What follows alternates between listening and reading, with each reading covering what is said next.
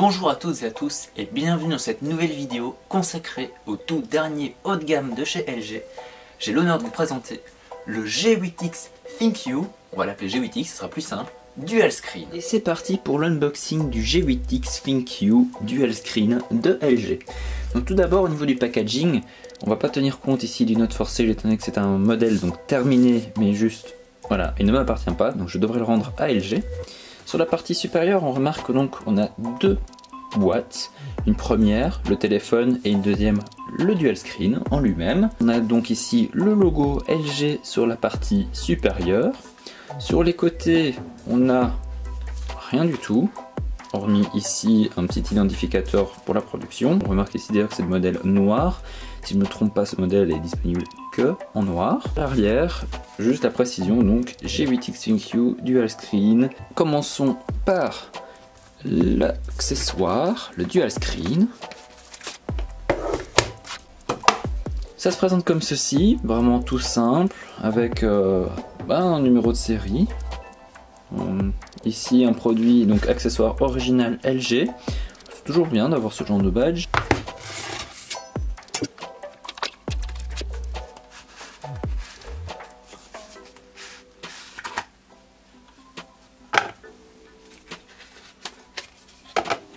Ici on voit déjà donc le connecteur qui est un connecteur magnétique. Par contre l'avantage ici c'est qu'on se retrouve donc avec un petit écran sur le haut qui va vous afficher donc la date et l'heure ainsi que vos notifications.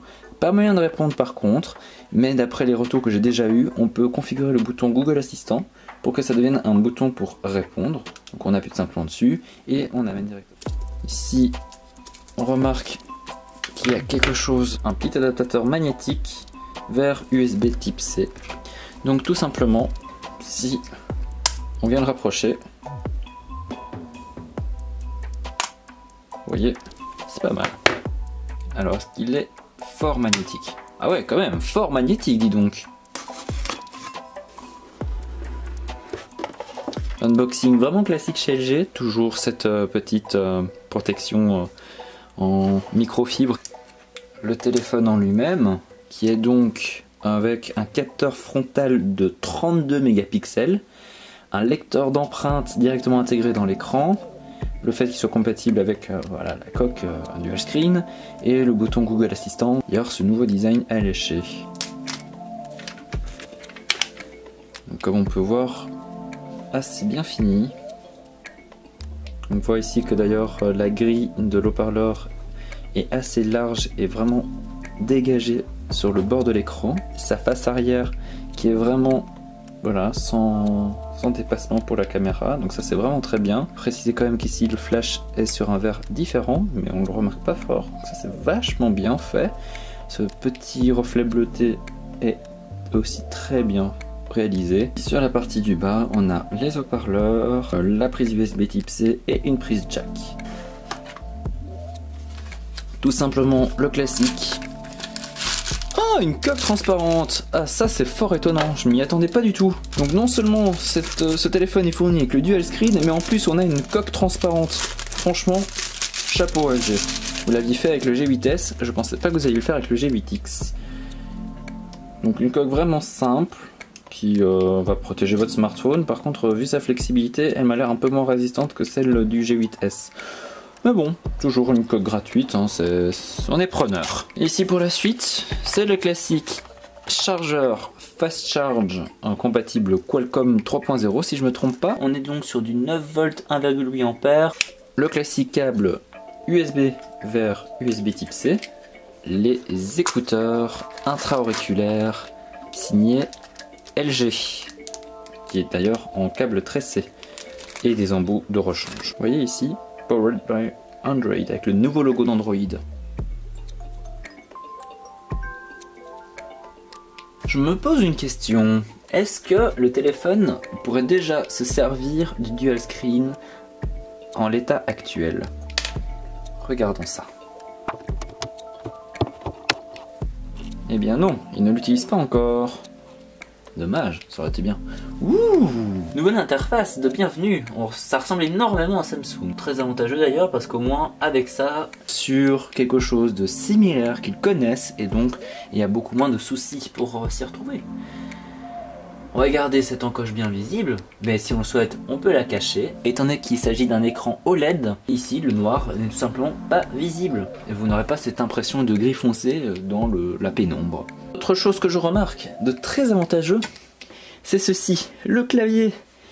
On était habitué chez LG à un clavier qui était beaucoup plus carré. Ici, on a vraiment des touches qui sont plus rondes, qui ressemblent énormément au Gboard de Google et clavier de Samsung. Personnellement, c'est un clavier que je préfère. Il est vraiment beaucoup plus facile d'utilisation et aussi il est plus beau visuellement parlant. On va configurer l'empreinte digitale. C'est parti. À quoi ressemble la configuration de l'empreinte digitale chez LG?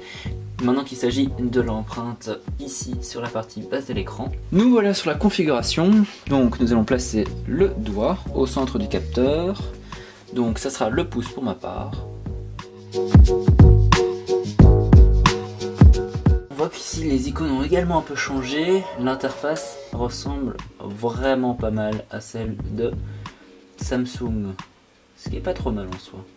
Parce que personnellement je trouve que le Samsung One UI était vraiment un design qui était fort différent de ce qu'on a l'habitude de voir, mais je le trouve fort utile quand même. Voilà, on est vraiment sur le même design. Ok, donc ceci, les notifications restent toujours blanches malgré tout. À mon avis, c'est sans doute lié à Android 9, ça, et pas Android 10. Au niveau du système, sous quelle version de Android sommes-nous? Version 9. À quoi ressemble l'utilisation du dual screen?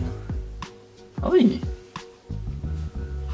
particulier dis donc. Vous voyez ici par exemple il nous propose de diviser l'écran en deux. Donc en orientation de paysage on peut faire en sorte donc que le clavier soit mis en deux parties.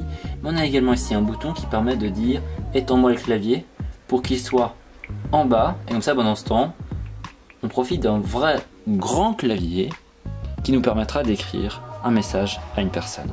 On tourne et automatiquement il le déplace et si jamais on le ramène, automatiquement ça revient.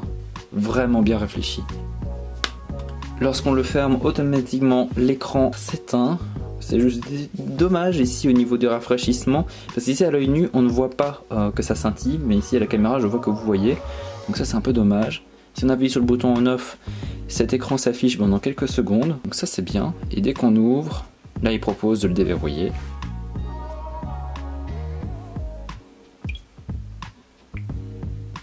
C'était tout pour moi pour l'unboxing du G8X ThinQ de LG. Un téléphone qui m'a l'air quand même fort design, bien fait. Et surtout cette idée, cette conception du dual screen est vraiment mais super bien pensée. Pour ma part, je dois vérifier encore un peu son utilité, donc avec les différentes applications, voir également comment est-ce que les développeurs vont associer le fait d'avoir ce deuxième écran là.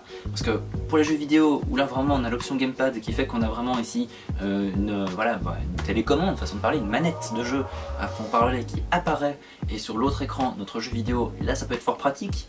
Dans les messages également le clavier qui prend un écran et votre contenu qui prend l'autre. Pareil pour les emails, ce genre de choses. Pour le reste, je me pose encore quelques questions sur son utilité. Peut-être la navigation web, mais voilà, cette charnière ici au milieu, à voir ce que ça va donner vraiment pratique, si c'est dérangeant ou non. Le mieux, si jamais vous êtes intéressé par ce téléphone-là, c'est de tout simplement venir en magasin et de venir jeter simplement un coup d'œil, un peu chipoter avec, voir si ça pourrait vous convenir. Ce téléphone est annoncé à 949 €.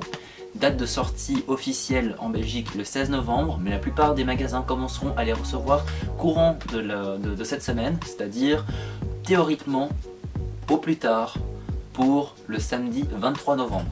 Donc, vous le savez, à vous de tenir tout ça à l'œil.